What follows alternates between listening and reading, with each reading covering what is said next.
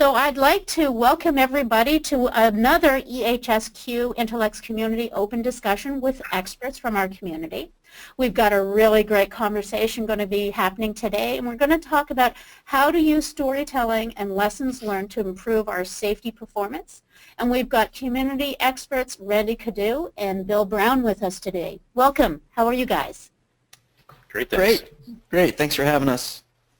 Just for those of you who don't know, my name is Tamara Parris, and I am the Intelex Community Manager. And so it's really great that we have Randy and Bill here today, and thank you so much for sharing your time and your knowledge and expertise on the topic of improving organizational performance through storytelling and lessons learned. But before we begin, I wanted to give you both a chance to kind of tell everybody a bit about who you are and what you do. Randy, would you like to share a little bit about yourself? Absolutely. Anyone that's ever known a military pilot, we love to talk about ourselves, so no problem there. There's an old joke. It's if you're at a party and you want to know, if you're talking to somebody, you want to know if he or she's a pilot, how do you know? And the answer is, well, don't worry, they'll tell you. So that's kind of a nice lead into my bio. I spent 20 years in the Marine Corps, mostly in aviation units. I flew KC-130 Hercules. The K stands for refueling. So we were a tanker aircraft, but we did those high-speed, low-drag missions where, we'd refuel jets and helicopters, but also send the paratroopers out the back and the cargo and land on dirt runways and those kind of things.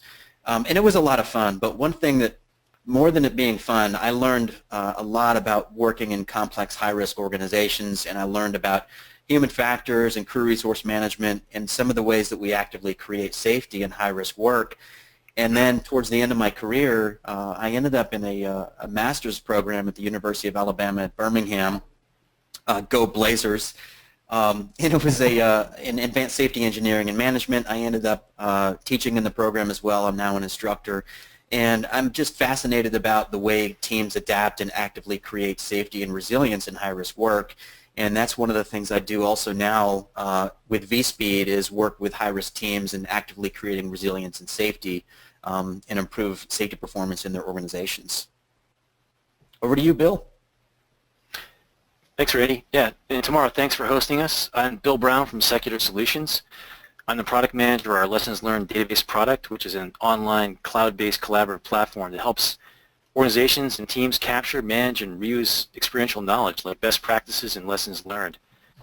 Organizations in a variety of industries, including energy, heavy construction, and manufacturing, use our system to manage knowledge and support safety, quality, project, and process improvement initiatives. I want to take a minute to talk about the purpose and why we're talking about storytelling, debriefing, and lessons learned. And some people may scratch their heads and say, well, how does this relate to safety? And I submit that it directly relates to safety. And the reason is, I think historically, we see, generally speaking, we see two viewpoints of safety, or two ways to create safety. And we could argue about this. We could discuss this in more detail in the Q&A session. But what I find is that oftentimes we see the one side of safety where safety practitioners feel that what we really need is compliance. We need good employees, obedient employees who just need to comply with the rules and the regulations. And as long as they comply with these rules, everything will be safe and we won't have any accidents or incidents. Well, we know that that's not just the case. Or that's not the case. We can still have failures and errors. The other side of the coin is that we see people that say, well, all right, compliance is important, but we also need technology. If we just had the right technology, then we would have a safer workplace and people wouldn't get hurt, we wouldn't have errors, we wouldn't have failures. Well, there's validity to both of those viewpoints. We certainly need compliance. We have to have compliance with rules, regulations as a baseline level of safety. That's absolutely necessary. And of course we want to reduce risk to a level that's as low as reasonably practicable, or ALARP, through the use of elimination of risk, engineering controls, and following the 6-level hierarchy. But that in and of itself, if we just have those two things, that really isn't enough to create safety and to really achieve operational excellence, in my point, because it misses the context of the stories behind the workers doing their work in everyday operations. You can have workers who go to work with the intent to comply with regulations and they use the safety technology, but at the end of the day, they're still faced with constraints that they have to deal with, and they're going to create the steps they need to get the work done, and they're going to try to do it safely. But when failures happen, there's a context and a story behind every failure, and unless, or even success, when workers are successful, and unless we have a way to capture those stories through the process of debriefing and then sharing those stories with lessons learned and elevating them to the right audience, we're going to miss key opportunities to improve safety in our organizations. And I love this slide. This is a DNA strand because I think storytelling, the process of telling a story is enjoyable, and listening to a good story, it's really embedded in our DNA. And I think inherently we all know this. It comes natural to us, but what really inspired me to go on this storytelling journey and to start teaching this to others was during or shortly after a focus group.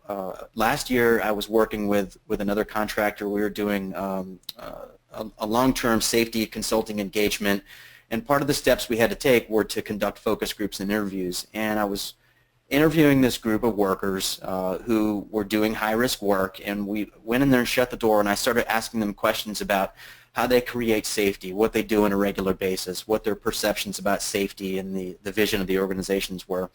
And they just opened up to me, and they told me how every day they come to work, they love their jobs, they want to do the best job that they can, but they face hazards on a regular basis, and the organization doesn't necessarily know what's happening with that fine level of detail that they do. And they work together every day to take care of each other, to have each other's back, and to do a good job. And they absolutely love their work. They love working with each other, and they were very proud of their craft and their trade and the work that they did and how they worked to create safety every day.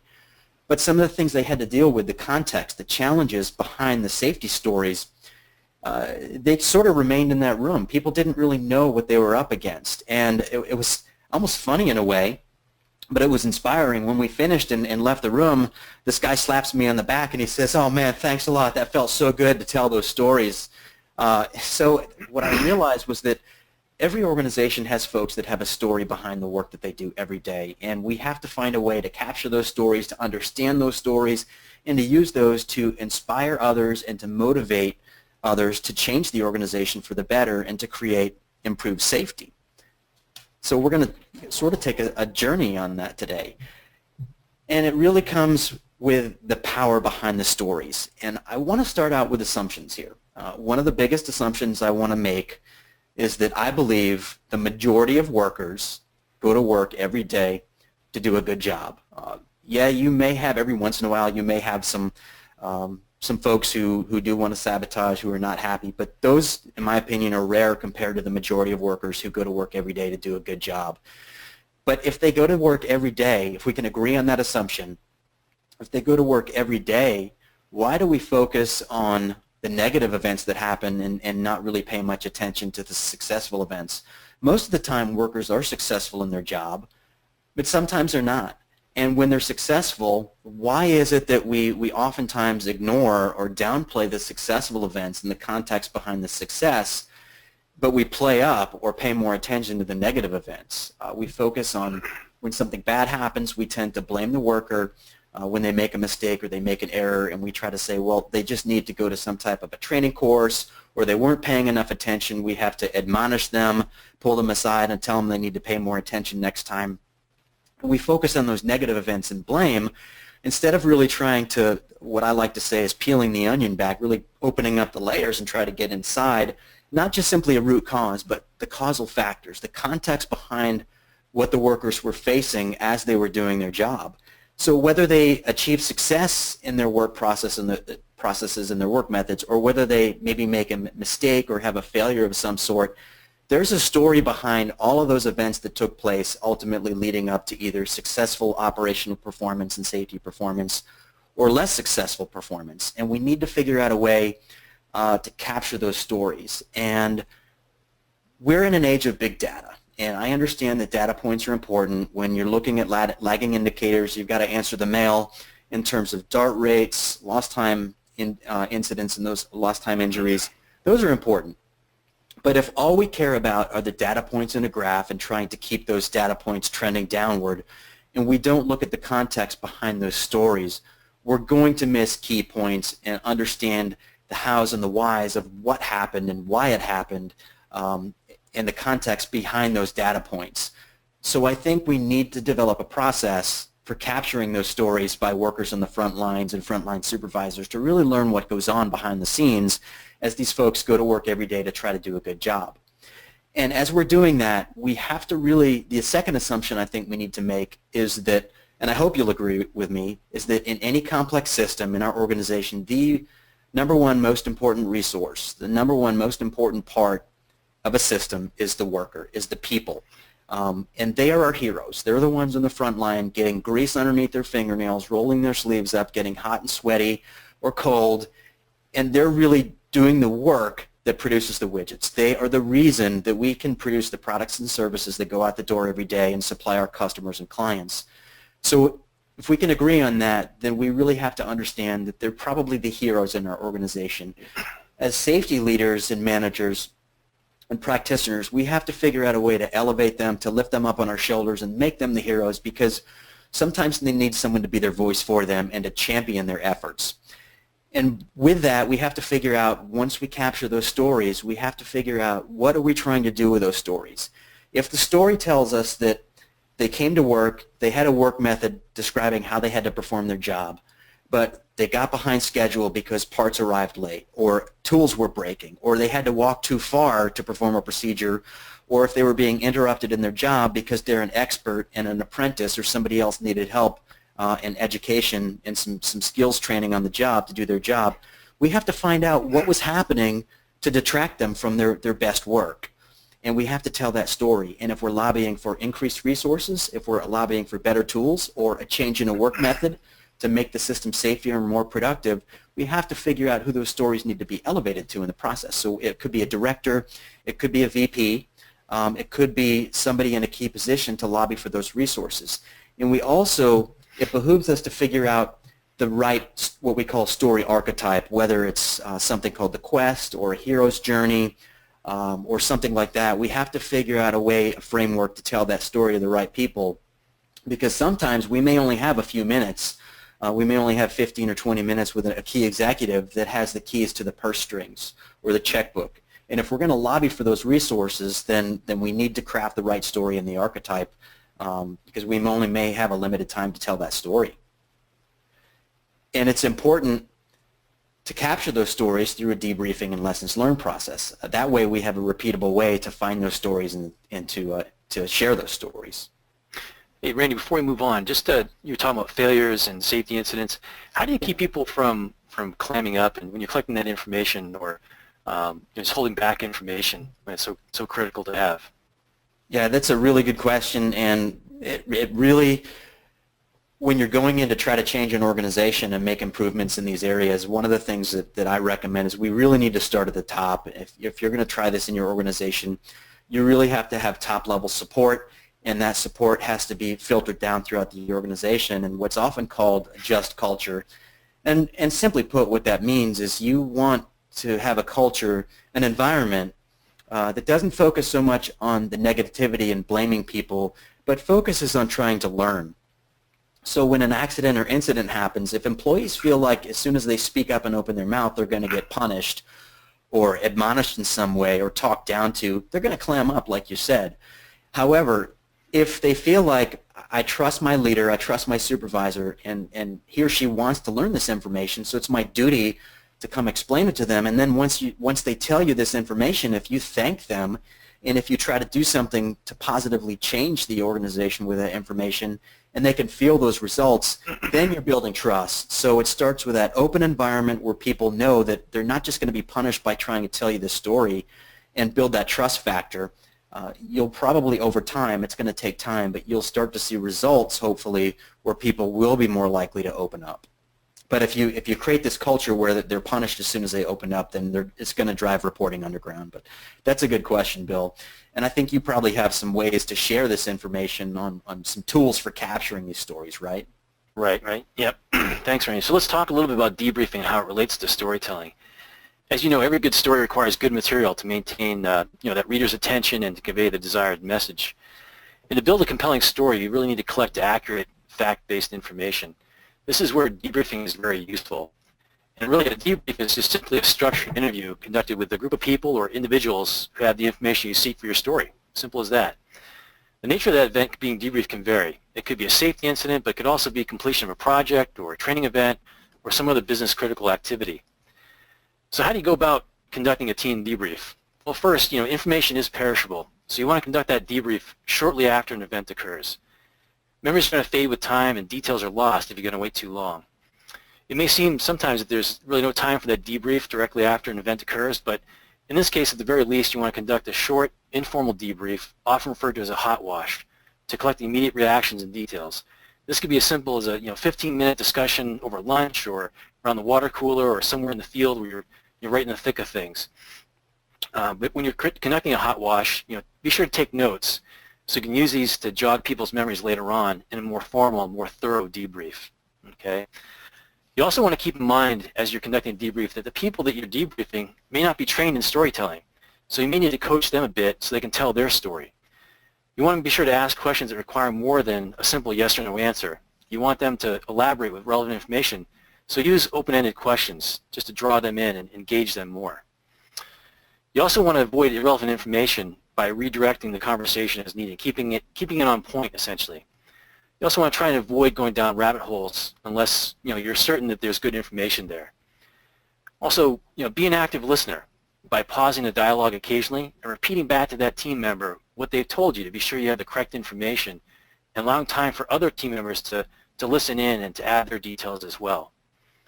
Another good technique for a debrief is to build a timeline for the narrative that encompasses the relevant activities that lead up to that event as well as those that come after, and of course everything in between.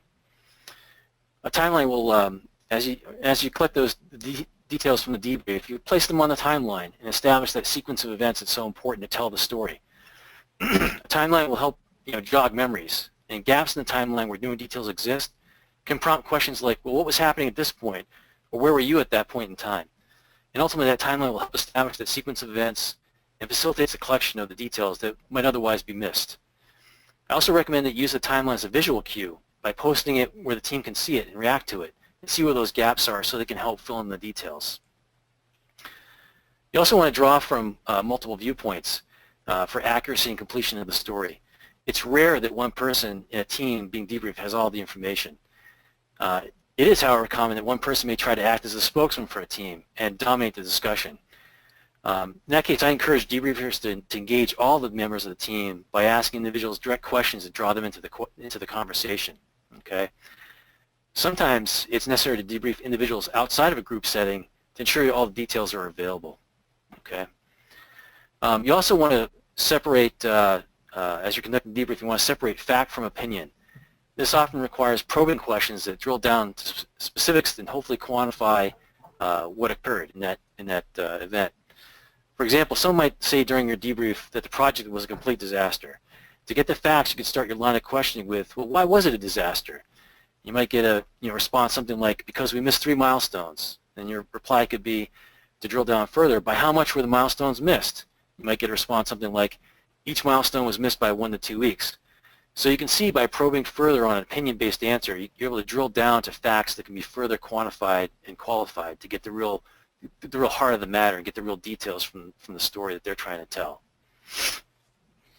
As you Bill, I have a question. Yeah, sure.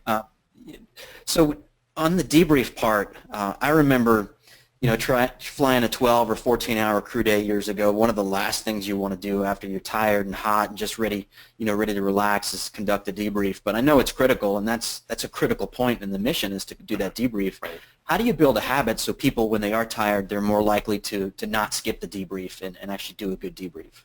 How do you build those habits? Yeah. So that's a great question. So first off, you want to make sure that it is built into your process and that it's repetitive and that people are expecting it so they know it's going to happen. The second thing that maybe addresses more the fatigue, the nature of being in high-risk environments, is to have a checklist for the debrief itself. So you may have a standard set of questions that you ask every single time, and maybe based on the event you may change some things here and there, but having that checklist something you can fall back on as the debriefer, the team lead, or whoever's going to be doing it, to have that checklist so you can make it more repetitive, and just so people are expecting, know what to expect when that debrief occurs, and make it more sort of muscle memory, if you will. Okay, Yeah. so just to use that checklist concept to make it a lot easier to perform those debriefs, and just repeat those debriefs on a regular basis so people are expecting it, I think is a good way to overcome that issue. Yeah. Okay? Okay, thanks. Yeah, great. And as you conduct a debrief, you're likely to encounter lessons learned, that is, knowledge that's gained through experience. And lessons learned are typically techniques or procedures that individuals will develop on their own to resolve an issue, overcome an obstacle, or maybe mitigate a risk. An example could be the use of a checklist. Once again, there's a checklist buzzword. So the teams can perform tasks in a certain order or without omission of mission-critical tasks. Another example could be a technique that was discovered that provided safer or maybe more efficient usage of a piece of equipment. It's not unusual in debrief to uncover several lessons learned in the course of that debrief, and especially if you're debriefing a long-term event, maybe weeks or months in length. And lessons learned are valuable because they can be transformed into guidelines, best practices, process improvements, training material, even safety articles that can benefit the entire organization, not just the team or the individual being debriefed. And to get the value out of your lessons learned, this knowledge needs to be documented and managed to ensure quality, and then disseminated and searchable so it can be recalled by other groups and teams to assist them in the future. We recommend using a database that allows you to capture the information in a standardized format and provides robust searching using keywords and categories and things like that. The information is only really valuable to your organization if it can be found again. So a good searching mechanism is extremely important. And Randy, I'll turn it back over to you so you can recap with some of the storytelling best practices. Okay, thanks, Bill. Up until this point, we've talked about some of the knowledge we need to use about storytelling and debriefing and lessons learned, but some of the takeaways that we need, and we could probably spend hours talking about best practices, but I think it's important to have just a few takeaways that you can use in your organizations on a regular basis. And from a storytelling standpoint, what I recommend as a best practice is it's quite simple. Well, maybe harder in practice than it is to talk about, but I think this is something everybody can do every day. But remind yourself when you get up in the morning, or if you're on third shift, or whenever you work, but when you get to the workplace, remind yourself that there's context and emotion behind the facts that take place. As John Cotter talks about, the way humans really want to change, or the way we change, is he uses the word see-feel change, and that's from his book, The Heart of Change. We're emotional beings. There's a lot of discussion now about the relationship between emotional intelligence and relational leadership in terms of safety.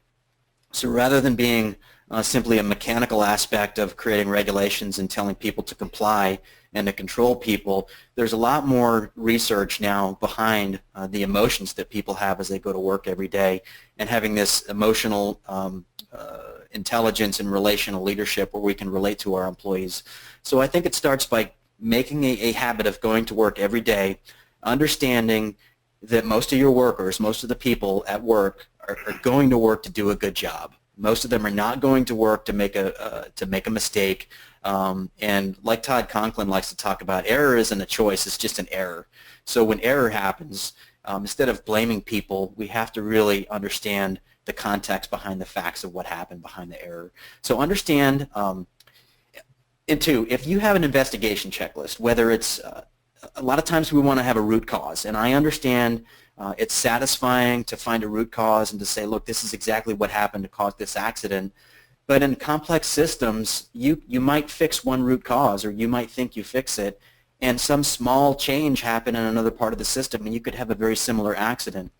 So in your process of trying to find a root cause, whether you use the 5 whys or some kind of root cause analysis technique, just write a note on your investigation checklist or your tool that says, every event has context and meaning. And that should remind yourself to start asking the stories, not only why things happened, but how they happened. Ask your workers what they were up against, what they were facing when an event happened, and get them to tell the stories about the operational environment, that things like fatigue, resources, staffing, teamwork, communications, decision-making, all these key things that happen when people communicate and work together and try to accomplish their work, they affect the outcome of the job. So try to understand the context and the meaning of the process, and not only do this for failures or errors, but how about when they're successful, when they get to the end of the job and they accomplished the mission, they got the product out the door, they delivered the service. Find out the context and the meaning of what it was that helped them to achieve success. And a lot of times it's, some of that's referred to as safety too, but looking at what helps to lead to successful events. And then when you find those stories, capture those stories, use those debriefing processes and lessons learned, but capture those stories, figure out how you're going to use those stories and who you need to inspire and motivate to change. So once you get that story and you need to tell it, who do you need to talk to? What are you trying to change? Are you lobbying for more resources? Do the teams need more time to do their job? Do you need to have your operations or your work methods people who design procedures? Do they need to put a step in there or change the wording of a step? Do you need things logistically moved to the place of work, whether it's out in the field or on the production floor? Does it need to get there faster? What are the constraints? These are all things that you can identify to figure out what needs to change to make things safer in your organization. And is it a VP? Is it a director? Is it a C-suite? Who needs to talk? Who needs to learn that story? Who do you need to talk to? And try to craft that story in a coherent way, because like I said, you might only have 15 or 20 minutes to make your case. So use a traditional, if you can, a story archetype where you talk about your workers as heroes as they were trying to achieve success. However, these were the odds they were up against, and this is how they achieved success, or maybe there was failure, and these are the things that happen, and this is what we need to have changed, and this is how you can make your organization safer. So try to figure out that audience and how to tell that story to them. And I think part of it starts with debriefing and capturing those points, right, Bill? Right. So, with respect to debriefing, first you want to collect that quality information for your stories. It's important to make time for those debriefs once again, like we said before. And of course, if you're pressed for time, you can't do an elaborate, thorough debrief, then do that daily hot wash to collect the relevant details right there on the spot. And of course, then you want to follow up with a more thorough after-action review weekly, or a logical break in your work, such as a phase completion or a project completion milestone. And be sure to revisit those hot wash notes to jog memories in your more detailed debriefs. And of course, with respect to lessons learned, identifying a lesson learned candidate can be as simple as asking 3 simple questions. What do I have? What does it mean? And who needs to know? If by answering any of these questions you find that others could benefit from that experiential knowledge you've attained, then you've got a good lesson learned that needs to be shared. As you mature and refine your lessons learned process, you want to define who owns the information, ensures it's captured and managed. So you've got one central person who's responsible for the knowledge management, at least in terms of the lessons learned. Okay? And lastly, decide who can act on that information once it's recorded, and how should it be acted upon. Those lessons learned can be used to build your stories, make process improvements, and resolve issues, and even to help mitigate risks. So just make sure that people know about the lessons learned system and can get in there and actually mine for good details for their specific purposes. So lastly, it's been said that operational excellence can be defined as an organization's ability to learn from itself, and a strong lessons learned practice is one way to do this. So Tamara, back to you to talk about the EHSQ community. Thank you very much, gentlemen. That was a great open discussion. I appreciate you taking all your time today to share that great knowledge and your expertise. And I wanted to let everybody know that we are going to continue the conversation over on our EHSQ community. That's the EHSQ Intelex community, and you can get there by navigating to www.community.intelex.com. And there'll be a post that will also share out the open recording of this session. So that'll be great for people to access. And I'd like to open it up now for questions. So if people could put their questions into the question area, and then we'll start reading those out. And Randy, did you receive one earlier from someone also? I think it was a comment. Let's see, all we need is the right, and I can't see, okay, all we need is the right culture, getting the buy-in from the workforce. Of course, the culture is the hard part, can be done. I think it was more of a comment, and I think that really is an important comment. It was from Juan Gutierrez, and I think that is important. I think it was probably related to, well, I'm not sure when the question came in, but it could have been related to how do you get people to open up in terms of trying to tell their stories in an honest manner. But right, if you don't have a culture that supports an open and honest sharing and transparent environment, then your ability to learn from yourself as an organization is going to be pretty abysmal. So it really starts with setting the tone and the climate, what we used to say in the Marine Corps is the command climate or the safety climate, which allows people the opportunity to go be honest. And that's how you learn. If you don't have honesty and transparency, then there's not going to be true learning. Okay, so we do have 3 questions that come in now. The first question is, how do you change the culture of blaming the worker in an organization with top leaders who believe safety is an afterthought, only costs them time and money?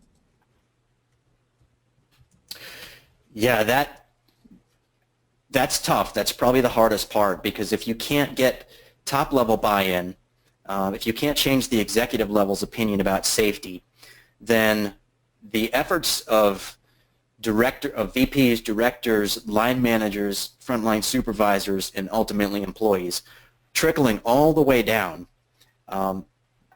you're going to have limited success. And the one way to look at it is there's a concept in the high reliability world called self-organization. And a lot of times when you have like-minded people, like for example, that story I shared at the beginning, people inherently want to be safe. They don't go to work wanting to get injured and not be able to come to work the next day, not be able to support their family. So generally speaking, most people want to be safe. They don't always know how to be as safe as they can be, though. But they want to have a safe environment. So people will self-organize and band together, and that's one thing that we've learned in focus groups, is that people will actively create safety and look out for each other. So you can have levels of safety in an organization despite upper level management and leadership if they don't support safety.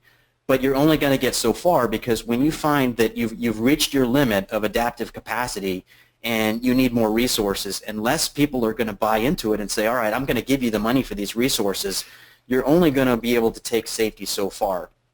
But in my opinion, we're in a world nowadays where customers and clients want more than a good product. They want sustainable performance. And if you're starting to see negative injury trends or accidents where people are being harmed, that ultimately affects the bottom line, because it affects money. And I think telling that, for somebody who thinks in numbers and pure productivity and dollar amounts, when you start conveying to them that, look, this is costing us money because we're having injured workers, it's costing us experience, and when we lose these experienced workers or they get hurt, that's costing us productivity and efficiency.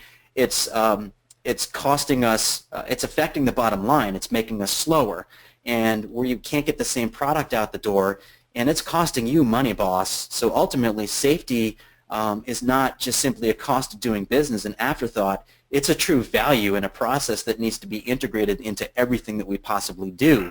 And when we start looking at the constraints that are bottlenecking and holding a company back, safety or accidents can be one of those bottlenecks. So coming at it from a business standpoint, from someone who speaks a business language, that may be one way. I mean, there's multiple ways, but that is a phenomenal question and probably one of the hardest things to do.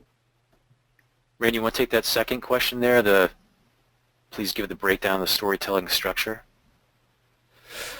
Oh, yes. Well, there's several different breakdowns, but what you want to do is to, first of all, when you capture those stories, find out the 5 W's are kind of important: who, what, when, where, why, and how, and probably the how is the most important. And then when you are, and this kind of goes into a long process, and I'm actually going to share a link with you if she can get to it on the screen, where I can send you a guidebook that breaks this down. It's a PDF. But essentially, you're trying to figure out the hows and the whys behind the story. And when you figure out those things, the structure, there's 7 different archetypes. And and these are kind of traditional archetypes. If you want to learn more about it, the book that I recommend is from Christopher Booker. It's called The 7 Basic Plots. And you've probably heard of these, but Rags to Riches is one, The Quest, Voyage and Return. Lord of the Rings, for example, is kind of that classic quest, or maybe thought of as, well, it's more along the quest. But you're trying to figure out who your hero is, what they were trying to accomplish, and there's 7 archetypes, but once you learn about those archetypes and pick one, my favorite is probably the quest, because that's kind of elevating the hero, and you're trying to show the journey that they set out on, what they were trying to accomplish. So that's how you basically have to pick that structure, and then once you build that structure, there's also techniques where, and this is again in the guidebook, but as you build your story over time and you choose that structure, like the quest, for example, you're going to show how your hero was moving over time, and whether this is 5 minutes, 10 minutes, or like Bill talked about, a process that went on for weeks in a project, you're going to show how over time the heroes were on a journey. They were trying to improve things, but on that process they had small wins and they had micro failures. So as you tell your story over time, the emotion builds, the tension builds, and you have these small wins where they achieve success, and then you have these challenges that they face that maybe kind of brought them down. And the whole time they were seeking this, what's called a new end state, or what Nancy Duarte calls as a new bliss, where you're kind of journeying to that goal of mission accomplishment, and you experience these successes and micro successes and micro failures, or what we may call small wins and challenges along the way, ultimately leading to the goal of success. But essentially the 7 basic plots: rags to riches, the quest, voyage and return, comedy, tragedy, and then I think the monster is another one. Some of those you have to be careful of. The monster, we want to make sure that we're not victimizing anybody. We're not doing the opposite, and we're not blaming the manager. What we don't want to do is take the opposite approach and then start taking a manager and making that person someone that we want to blame. That's kind of the opposite, and that's kind of a danger in this process, is we want to make sure that everybody goes to work every day on a regular basis. We make those assumptions that they go to work on a regular basis to do a good job, including management and the workers. So we don't want to really make anybody the monster. But that may be an archetype that you choose when you're trying to say, look, we were dealing kind of with a big monster with these processes here, and this is how we had to overcome this monster as we went on this journey. So you can be creative with it. A lot of it is to inspire. You can use some of these for entertainment factor, but ultimately you want to choose the right story archetype or plot for what you're trying to convey and who you're trying to convince. So there's definitely a process to it, and it takes some time. But I can share some information with you once we're done with the Q&A here. Yeah. Hey, Randy, the monster archetype is interesting because a lot of times, whether it's a project or an incident that occurs, a crisis that occurs, that can be the monster, and it really brings a team together, and that's a really compelling story to tell. Yeah, absolutely. And that can be one of those things you capture in your debriefing process and lessons learned too. Like, what were we up against? Was this thing really a monster? We had to we had to fight one battle at a time. Mm-hmm. And a lot of times workers out in the field are fighting that battle. We just, especially when they're successful, we just ignore that battle. We just say, well, they did it. Good job. Or we just assume that it naturally happens that way. So that's a good point. I don't see any other questions coming in on my end. Do you have any other questions, Bill? I don't see any from my perspective.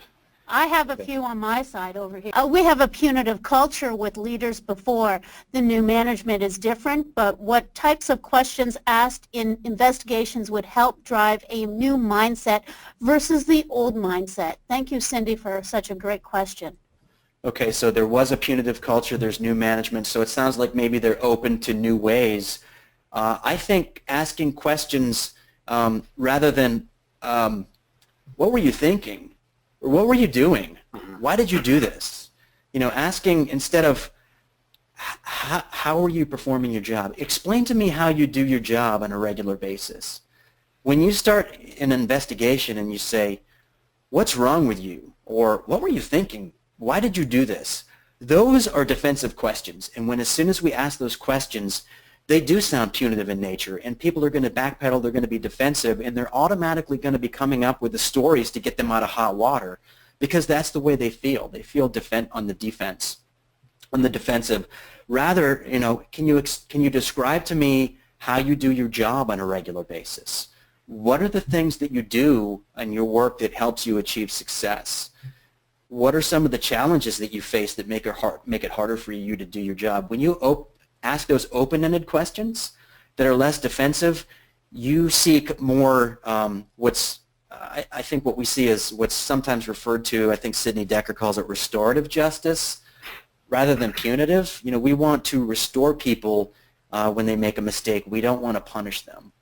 You know, sure, when you have willful violations of you know, certain safety rules and things like that, I understand organizations have HR policies that they can't change simply by questioning. I get that. But if you simply punish and you don't ask questions like that, you're never going to get the story. And, you know, we could debate cardinal rules and their effectiveness and those kind of things. But I think regardless of your policies about life-saving rules or cardinal rules, red rules, whatever you call them, we need a process, an open process of asking honest feedback, or we're never going to learn. So hopefully that answered the question. I don't know. And Bill, chime in if you want to. You know, if you have points you want to chime in on, feel free. Yeah, we'll do. Thank you. Thank you very much. The next question we have is how to build long-term trust, as honesty is more important in incident investigation. I think, yeah, that may tie into the debriefing, to the lessons learned piece too, but I don't want to hog the mic here, Bill. I'll just touch on it right quick. I think long-term trust comes in what do we do with the information after we find it out. Mm-hmm. If you have a great investigative process and you're doing these things and you're finding the context and the employees are saying, look, boss, you planned the job, or you know, our project management team planned the job for 8 hours. It took 15 hours or it took 12 hours. And we were sitting around waiting for this key deliverable. You know, we had these dependent events. We couldn't start task B until task A was finished. But between task A and B, we had to wait for a critical part. The truck was late, it started raining, and then we got hot. You know, we need better logistics. We need shade out here, we need water. Mm-hmm. And then can we make concurrent processes so that we can shift some of this work? If your workers open up and tell you these things and you just sit on it, or you can't do anything about it, you're going to lose the trust of your workers, and they're going to think, well, you know, Bob never did anything with the information that I told him, so why should I be open and honest next time? And I understand realistically you cannot change everything in your organization. Some things are too expensive, it's just not practical. Some risks are just inherent in the nature of the type of work that you do. I get that. But here's what I'll say. If you can't change anything, at least go back to the people that told you their opinion and tell them, you know, Mike or Sally, thanks for telling me this. This is what I try to do with the information, and here's the results. I can't do anything about it, but I'll try next time, and please continue this open and honest culture. So to build long-term trust, getting feedback. One of the keys is feedback. And if you don't have that feedback to the people who gave you the information, they're not going to trust you. So give them some type of feedback, whether you could change something and you were able to mitigate the hazard, or if you couldn't, at least tell them what happened.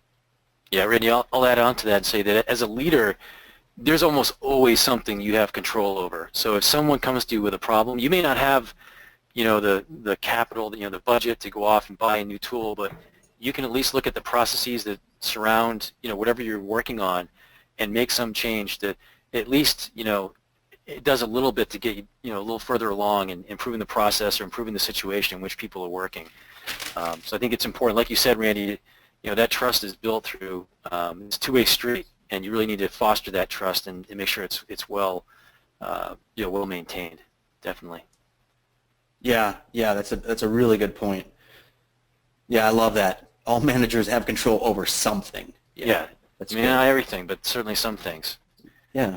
And if you don't, you're probably not, you're not managing much. Thank you. So another question we have is agree. Most people want to be safe, but they also want to continue paying their mortgage. Personal conflict, how can we address that? By Simon. Oh, that's awesome.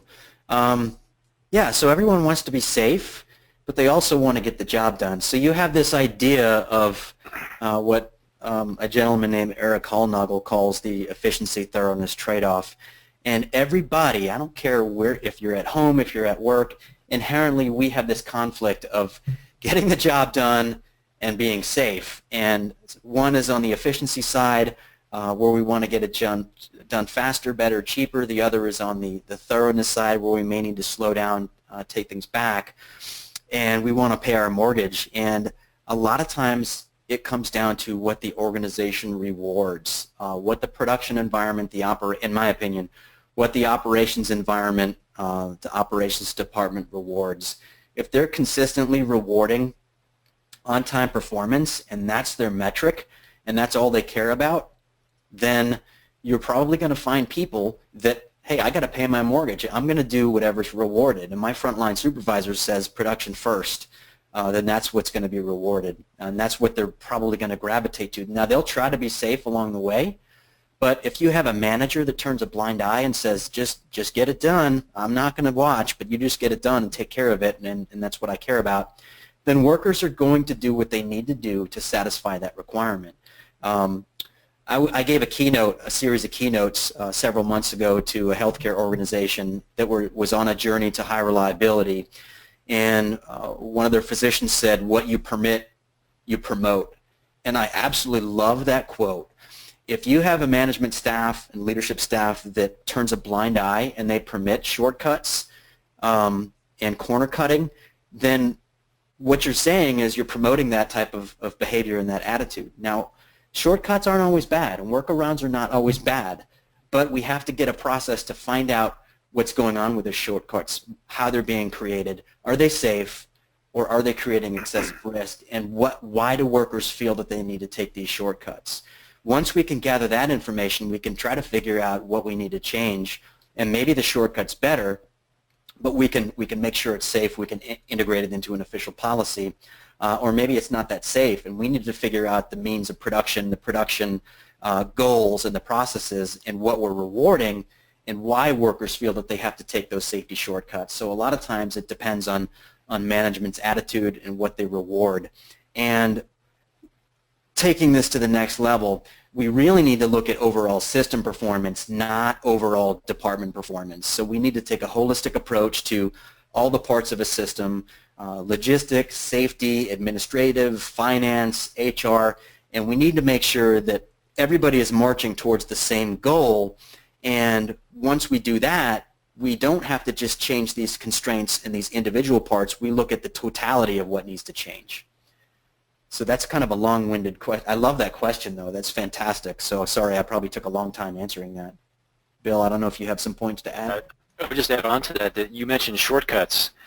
A lot of times, in a debrief, you'll come across lessons learned that are, it's people stating basically that they had found a shortcut that was safe, and all the proper risks were mitigated.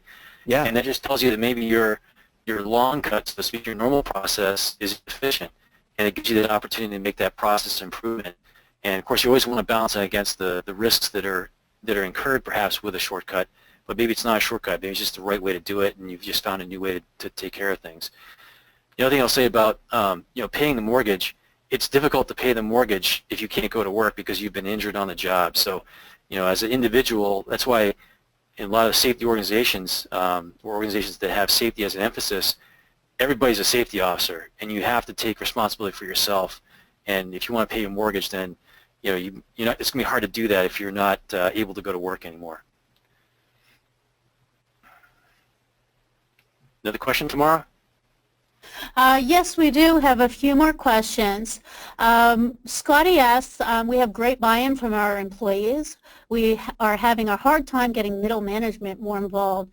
How do we get buy-in from them? That's a good question. You want to take that one, Bill? It's maybe more related to safety. I'm not sure. Maybe more in your wheelhouse, Randy. Yeah. So middle management buy-in, I think that the first part is recognizing that middle management is the absolute key to the chain. Middle management is the link between the frontline supervisor and the worker in the top-level leadership. And I'm a huge proponent of frontline supervisors as critical leaders. So if you can coach your frontline supervisors to really understand their role as a frontline leader and empower them, so instead of them seeing themselves as kind of a technician that tells people what to do, but see the frontline supervisor as someone that really has power and horsepower and safety authority for the team, in that they're a critical link to the manager, then they become what we call, or a term we used in the Marine Corps was called special trust and confidence. And a senior manager would see their frontline supervisor as somebody that is a key trusted advisor. So we want to build this relationship where the manager seeks this honest feedback from the frontline supervisor and say, look, boss, these are the things that we're up against right now, and this is what I need you to do. If you don't do this, these are the challenges we're going to face, and we can only do this for so long.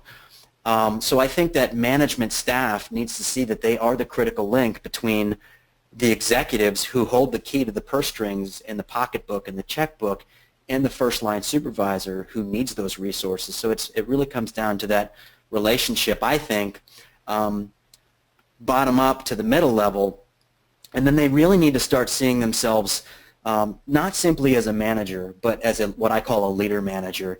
If you have the power to help change your team for the better and give better resources, you need to see yourself not just as a leader, but the leader or not just as a middle manager, but a manager, leader, manager. And now it's your responsibility, just like in a relay race. You know, you're doing the 400 meter, or let's say you're doing a mile relay at the 400 meter. Your frontline supervisor is going to pass you a baton, and that baton is information. And now you have that baton, and you need to carry it to the next level, to whether it's a director, a VP, or the C-suite, and say, I'm owning this problem, but I'm passing this on to you because I need you to help me with this. So the management needs to see themselves as a key leader, not just a middle manager. And it really ties to what the frontline supervisor does, and the culture at the top as well. Okay, I talked about this earlier. If you want some of the resources, if you just, and I'll read this aloud in case anyone's on the audio, if you go to v-speedsafety.com/storytelling-course, we have a kind of a storytelling guidebook that we can send to you and some information. So someone asked about the story plot and the archetype and the story structure. I'll be happy to send that to you. I just wanted to say thank you, Randy and Bill, for partaking in this open discussion today. I got a lot of great comments from people that they found the information very useful, and they look forward to maybe connecting with you and learning more. And this is a community event, so these gentlemen have donated their time to volunteer for this, so we appreciate that. This discussion was recorded, so you can get a copy. I'm going to be sharing a short link, and you can share it with other people. I also wanted to let people know that on your way out, there is going to be a question survey just to get your opinions and some of your feedback. And look on our EHSQ Intelex community for our question and answers, because we have some questions left that have not been answered, so I'll be posting it out there. So thank you, everybody, for your time today. And Tamara, one thing I'd like to add is Bill and I are happy to address any issues related to these topics, and definitely provide our contact information here. And you can be also contacted if people want to talk to you in a post also. That's absolutely right. All right? You'll come in and answer. Yeah. Absolutely. Yeah, great. Thanks, everyone. Thank you.